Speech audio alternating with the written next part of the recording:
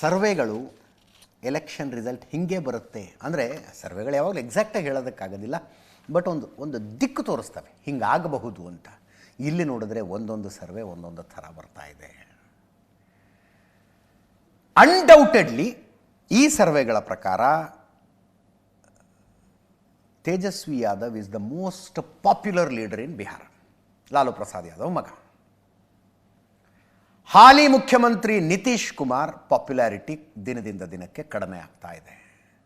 ಇನ್ನೊಂದು ಕಡೆ ಪ್ರಶಾಂತ್ ಕಿಶೋರ್ ಜನಸುರಾಜ್ ಪಕ್ಷ ಅಂತ ಕಟ್ಕೊಂಡು ಹಳ್ಳಿ ಹಳ್ಳಿ ಓಡಾಡ್ತಿದ್ದಾರೆ. Prashant Kishor election strategist.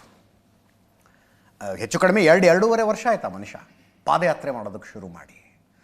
ಅವರ ಪಾಪ್ಯುಲಾರಿಟಿ ದಿನದಿಂದ ದಿನಕ್ಕೆ ಏರ್ತಾ ಇದೆ. ಕೆಲವು ಸರ್ವೆಗಳ ಪ್ರಕಾರ ನಿತೀಶ್ ಕುಮಾರ್ಗಿಂತಲೂ ಪ್ರಶಾಂತ್ ಕಿಶೋರ್ ಹೆಚ್ಚು ಪಾಪ್ಯುಲರ್. ಆದರೆ ಪ್ರಶಾಂತ್ ಕಿಶೋರ್ ಪಕ್ಷಕ್ಕೆ ಎಷ್ಟು ಸ್ಥಾನಗಳು ಬರ್ತವೆ ಅಂದರೆ ಸರ್ವೆಗಳು 0 5 10 ಅಷ್ಟೇ ತೋರಿಸ್ತಾ ಇದ್ದಾವೆ. ಇಲ್ಲಿ ಕುತೂಹಲ ಇರೋದು ಪ್ರಶಾಂತ್ ಕಿಶೋರ್ ಎಷ್ಟೇ ಓಟ್ ತಗೊಂಡ್ರು ಯಾರು ಓಟ್ ತಗೊಳ್ತಾರೆ ಅಂತ. ನೋಡಿ, ಬಿಹಾರದಲ್ಲಿ ಆಮೂಲಾಗ್ರ ಅಭಿವೃದ್ಧಿ ಆಗಬೇಕು, ಸಂಪೂರ್ಣ ಬದಲಾವಣೆ ಬರಬೇಕು ಅಂತ ಪ್ರಶಾಂತ್ ಕಿಶೋರ್ ಕ್ಯಾಂಪೇನ್ ಇರೋದು. ಅದು ಆಂಟಿ ಇನ್ಕಂಬನ್ಸಿ ಓಟ್ಗಳನ್ನು ಪಡೆಯುತ್ತೆ. ಆಡಳಿತ ವಿರುದ್ಧವಿರುವಂಥ ಓಟ್ಗಳು ಅವ್ರಿಗೆ ಹೋಗ್ತವೆ. ಅದರ ಅರ್ಥ BJP JDUಗೆ ಹೊಡೆತ.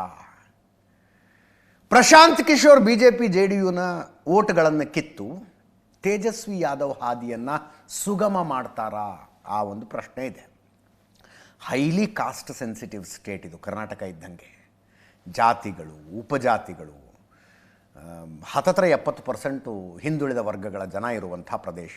ಇಡೀ ರಾಜ್ಯನೇ ಹಿಂದುಳಿದಿರೋ ರಾಜ್ಯ ಬಿಡಿ.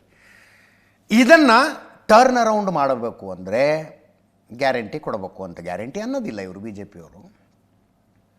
ಹೆಣ್ಣು ಮಕ್ಕಳಿಗೆ CM ರೋಜ್ಗಾರ್ ಯೋಜನೆಯಲ್ಲಿ ವರ್ಷಕ್ಕೆ 10,000 ಅಕೌಂಟಿಗೆ ಹಾಕ್ತಾರಂತೆ.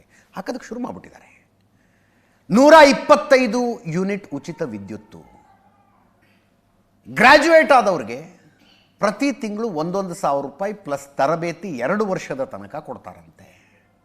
ಹೀಗೆ RJD ಮತ್ತು ಕಾಂಗ್ರೆಸ್ಸಿನ ಮೈತ್ರಿ MY ಕಾಂಬಿನೇಷನ್ ಮೇಲೆ ನಿಂತಿದೆ. Muslim Yadav MY. ಅದರ ಜೊತೆಗೆ ದಲಿತ್ ಓಟ್ಗಳನ್ನು ಎಷ್ಟು ತಗೊಳ್ಬಹುದು, ಆ ಕಾಂಬಿನೇಷನ್ ಮೇಲೆ ಕಾಂಗ್ರೆಸ್ಸು RJDಯ ಮೈತ್ರಿ ಕೆಲಸ ಮಾಡೋದು.